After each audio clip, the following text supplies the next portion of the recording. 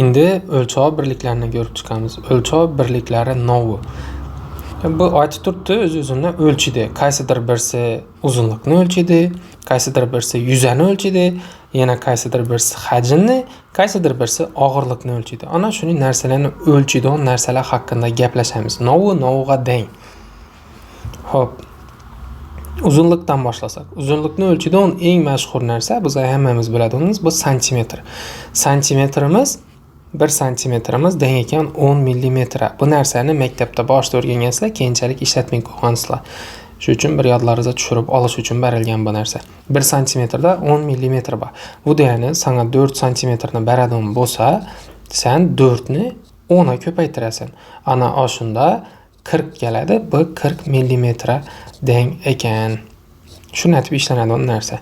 Keyingisi 1 detsimetr bu 10 santimetr dedi. 10 santimetr teng bo'lgandan keyin endi yana uni 10 ga ko'paytirsak 100 millimetr bo'ladi. Detsimetr degan narsani ham xuddi shuning ishlaysizlar. Prosta unda endi ikki xil savol berish mumkin. Masalan, 3 detsimetrni sen deyish mumkin, santimetrda top deyish mumkin. Santimetr o'tirish uchun buni 10 ga ko'paytiramiz.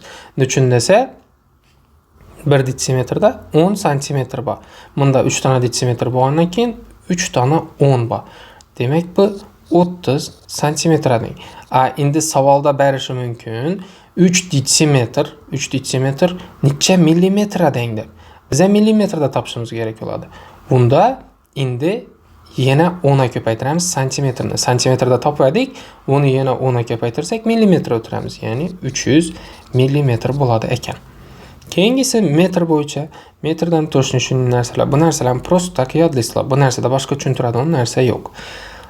Yuzada bor. Yuzada masalalarni ishlaysizda, shuning masalalar chiqadi.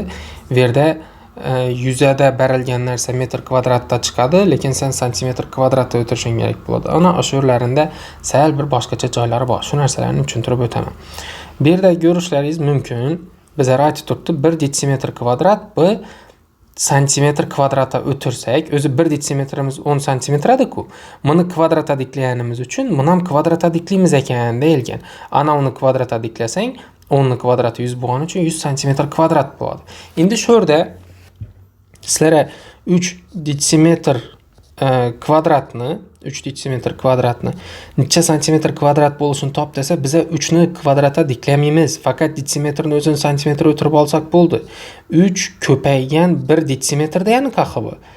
Ana shu uchun boshda detsimetr kvadratni o'zini necha santimetr ekanligini topib, shuni 3 ga ko'paytiramiz. Shu narsada xato etmasangizlar bo'ldi. 1 detsimetr kvadratda 100 santimetr kvadrat bo'lmaydi. Shunda bu 300 bo'ladi ekan, 300 santimetr kvadrat bo'ladi ekan. Ya bo'lmasa 3 ko'paygan 100 santimetr kvadrat bo'lib turdidan ana keyin 300 bo'ldi deb tushunsangizlar ham bo'ladi. Bu sizlarning xohishlaringiz. Glavni tushunishing kerak bo'lgan narsa 3 kvadratda diklanmaydi. Faqat detsimetr kvadrat bo'lgani uchun detsimetrni o'zini santimetr kvadratda o'tirib olamizdan uni 3 ga ko'paytiramiz. Ana shuni aytib tushuninglar. Shunda metr kvadratlarimiz ham to'shni shunday narsa bo'ladi ekan. Har birinde ko'payib borgan. Endi ari sotuk degan narsa. Bu narsalarni kam ishlatamiz, lekin qishloq xo'jaliklarida yo bo'lmasa uy oldi sotisida ham sotukda o'lchanadigan joylar bor. Verlarda ishlatiladi. Shuning uchun masalalardan ham kelishi mumkin. Bu narsani ham yodlab qo'yasizlar. 1 ari bu 1 sotuk deganimiz 100 kvadrat metr joy ekan. O'zi kvadrat metr degan nima degan? Kvadrat metr uchun yuzani o'lchaydi. Yuza deganimiz ma'lum bir joyni nosadi ichi ploshta deb beramiz. Endi ruschada ploshta deyiladi. Ish o'rimiz bu yuzasi, ichidan nechala joyni olib bilishi deb qarasak bo'ladi. Bu narsa metr kvadratda, santimetr kvadratda, ya'ni kvadratda o'lchanishining sababi nima? Masalan, aytali, mana bir tarafining uzunligi 3 metr. Ana bir tarafining uzunligini topdik. Mana ikkinchi tarafining uzunligi dali 4 metr. Shunda bu 3 metra 4 metr bo'lgan to'g'ri to'rtburchak ekan. Endi buni yuzasi o'zi bir-birini ko'paytirib topiladi. Bu degani 3 metrni biza ko'paytirishimiz kerak 4 metr degani. Ana shu uchun bizada kvadrat keladi. 12 metr kvadrat joy bo'ladi ekan bu yerning yuzasi. Shu uchun ham kvadratda keladi yuzalar.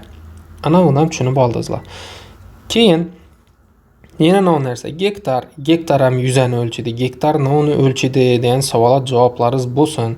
Gektar yerni o'lchidi deb javob berasizlar odatda. Kur yerni o'lchaydi, to'g'ri, yerni ham o'lchidi, lekin yerdan boshqa narsani ham o'lchidi. Novda yuza bo'lsa, hamma narsani o'lchidi gektar. Keyingisi hajm, ob'yom. Hajm degan nima narsa? Hajm degan bu tasavvur etishlaringiz uchun aytaman, novni ichine sig'dirib bilishi. Masalan, basseyn ya bo'lmasa novlayina hajm bilan o'lchanadi. Kraska qutilar ham hajm bilan o'lchansa bo'ladi. No litrda beradi. Litrni o'zini ham hajm bilan bog'liqlik joyi bor shu uchun ham. Litr bilan metr kvadrat, santimetr kvadrat degan narsalarni yuzada o'lchagan bo'lsangizlar, endi kub ishlatiladi. Nechun desa, kub bu hajm bilan ishlatiladigan narsa. Hajmning novligini bir tushuntirib o'ting. Yaxshi, shundan masalan tasavvur etali, bizlara bir shuning shaklda quti berildi ya akvarium berildi deyli. Akvarium bo'yina. Shu akvariumning ichini biza suv bilan dolduracakmiz. Suv bilan dolduracak vaqtda buni ichine sig'diramiz, kun ichalla sig'sa. Ko'ri pastda yotmaydi, yuqorigacha ham chiqadi buni ichinacha. Ana shu uchun hajmda 3 dona o'lchov bor. Asosi bor. Ina asosida bir shakl turgan bo'ladi. Shu shaklning tomoni, masalan, yangi aytganimizdek 3, bu yana 4 bo'lsin, lekin buni yuqoriga ham o'lchovi bordan. Buni masalan 5 tali. Masalan, ina bu 3 metr, bu 4 metr, ina bu 5 metr bo'lsa, endi buni hajmi bir-biridan ko'paytirib topiladi. U narsalarni keyin o'rganasizlar. Prosta hajmni o'ligini tushunishlaringiz uchun aytayotirman. Hajm v bilan belgilanadi, uchun bir-biridan ko'paytirganingda chiqadi. 3 metr ko'paygan 4 metr ko'paygan 5 metr. Ana 3 dona metr bir-biridan ko'paygandan keyin metrning kubi bo'ladi. Shu uchun ham hajm kub bilan yoziladi. Shunda 1260 metr kub ekan. Buni hajmi. Hajm odatda suv bilan tushunsangizlar bo'ladi. Shotchiklarimiz ham metr kubda o'lchaydi. Suv uchun pul to'lab ko'rsangizlar bilasizlar, har metr kubi uchun beriladi. Shunda biza litrni detsimetra o'tish orqali ifodalasak bo'ladi ekan. Shu narsa haqida bir gaplashib olaylik. 1 litr bu 1 detsimetr kub bo'lsa, sizlar aytadi, masalan, 3 litr bu necha santimetr kub dedidan santimetr kubda topishlaringiz kerak bo'ladi. Bu narsani topish uchun birinchi bo'lib 3 litrni o'zini detsimetrda ekanligini topib olamiz. Detsimetra o'tiramiz litrni.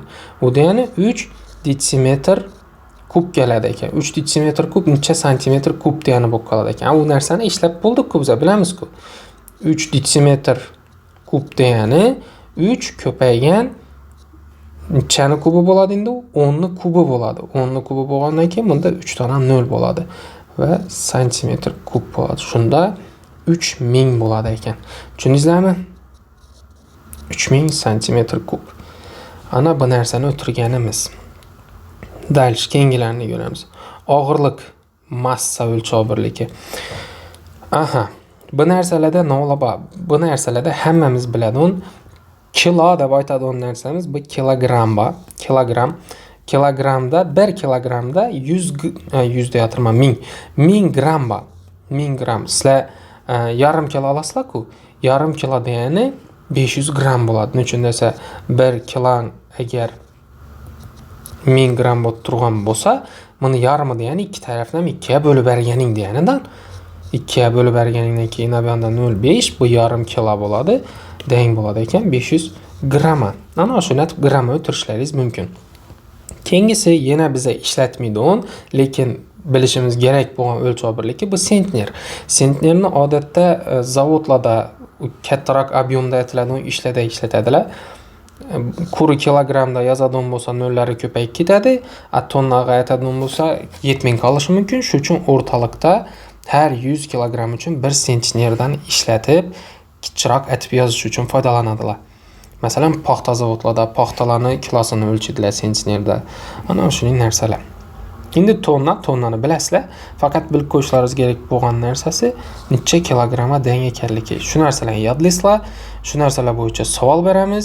Sizlarga biza tonnada berib turib sentnerda ifodalab deyishimiz mumkin. Shu narsalarni bir ko'ralar. Biz hozir uludan kichkinaga o'tishni o'rgandik. Qarasazlar, hammasida shuni o'tganmiz. 3 detsimetrdan santimetr o'tganmiz. Lekin kichkinadan ulug'iga o'tib ko'raylik. Masalan, sizlarga savol beraylik shu yerda. 3 santimetr kvadrat bu necha detsimetr kvadrat bo'ladi deb bering. Buni ishlab ishlaymiz. Buni ishlash uchun birinchi bo'lib bizlarga kerak bo'ladigan narsa 1 detsimetrda 1 detsimetr kvadratda 100 santimetr kvadrat bor edi degan narsa. Shu uchun ham glavniy nabini yodlash kerak birinchi. Ana buni bildingizlar. Endi bizada nechik savol bo'lib turibdi? Bizada 3 santimetr bo'lib turibdi. Bizada santimetr bo'yicha berilgan, buni detsimetr o'tirishimiz kerak. Esa biza 1 santimetrda 1 santimetr kvadratda necha detsimetr kvadrat borligini topishimiz kerak. Qarasazlar, ina bu yerda 100 edi, 2 noli bor edi, bu yerda 2 noli o'chgan. Ya'ni ina bu narsani biza 100 ga bo'lib berganmiz har tarafini.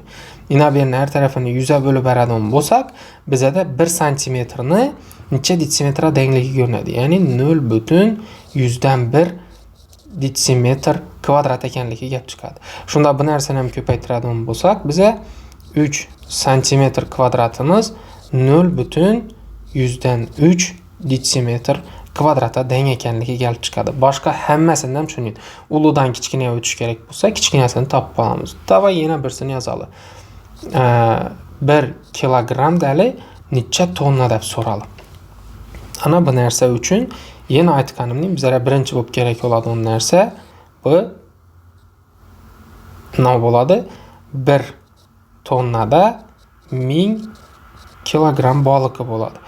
Agar shuning bo'lsa, biza 1 kilogrammni topish uchun demak ikki tarafni ham nima bo'lib beramiz ekan? 1000 ga bo'lib beramiz ekan.